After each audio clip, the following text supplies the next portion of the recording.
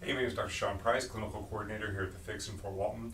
And I've done several videos on fever, and I'm going to do another one today because over this last week I had a personal experience with someone that was close to me. Their child was sick, was battling a severe cold and some congestion and things like that, and they had a fever.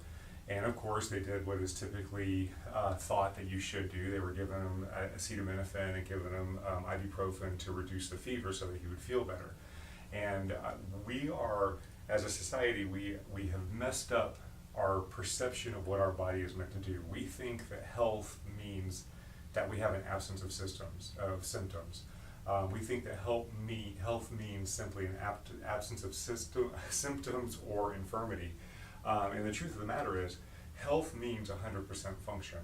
So sometimes when you're battling a virus or battling a bacteria, symptoms equal health. So let me give you an example. The patient in the case of a fever, this close acquaintance of mine had sinus issues, had congestion in the chest, and they had a fever. Well, the sinus issues, the production of the mucus, is the body's immune system trying to get these antigens out of the system. Another thing that the production of the mucus does inside the sinuses is we tend to cause our nose to run. When our nose runs, some of that ends up into our mouth and we end up swallowing it. Now I know it's kind of disgusting, but this is the fact of the matter. We swallow that, it goes into our digestive tract, goes into our GI system, and a lot of our immune function is built in our immune system, our GI tract.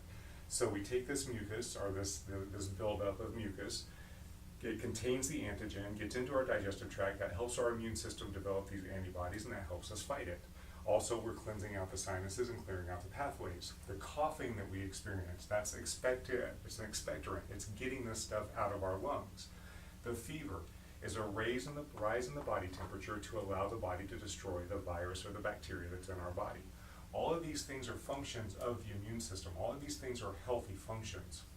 If you have two people that are experiencing the same they get exposed to the same virus, for example, just because somebody gets sick quicker than the other one doesn't mean that the one that got sick quicker is less healthy. That one's immune system might be kicking in and destroy this thing, while the other one's immune system is not quite strong enough to be able to overcome it.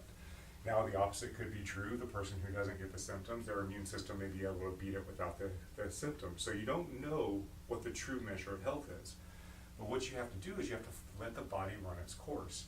You have to let this immune system response happen. As an example, we went and we were visiting this person. We came back home. My wife has symptoms. She actually has come down with this cold that this person had. Now, we were told that he didn't have a fever anymore, so he was no longer contagious, so we weren't too concerned about that. Then we found out later that it was because he was suppressing the fever with the Tylenol and the ibuprofen, which meant, of course, he was still contagious. It was just artificially suppressed. So my wife ended up catching it. She's a very quick immune system. She takes these things and she knocks them out.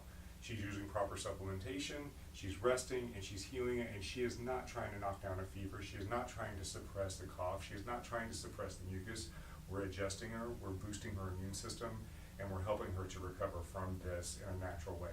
Now, I'm going to go in the next video, I'm going to go over what those immune supplements are that we use, but I just want to bring to the point that just because you're having a symptom does not mean that your body is not functioning properly. Let your body run its course. Now, if it gets too far, if it gets dangerous, if there are health concerns that you have, like if you're concerned that maybe the person's becoming lethargic, or there are things that are happening that concern you that this is beyond just a normal fever response, then you look for help to figure out what the right thing to do is.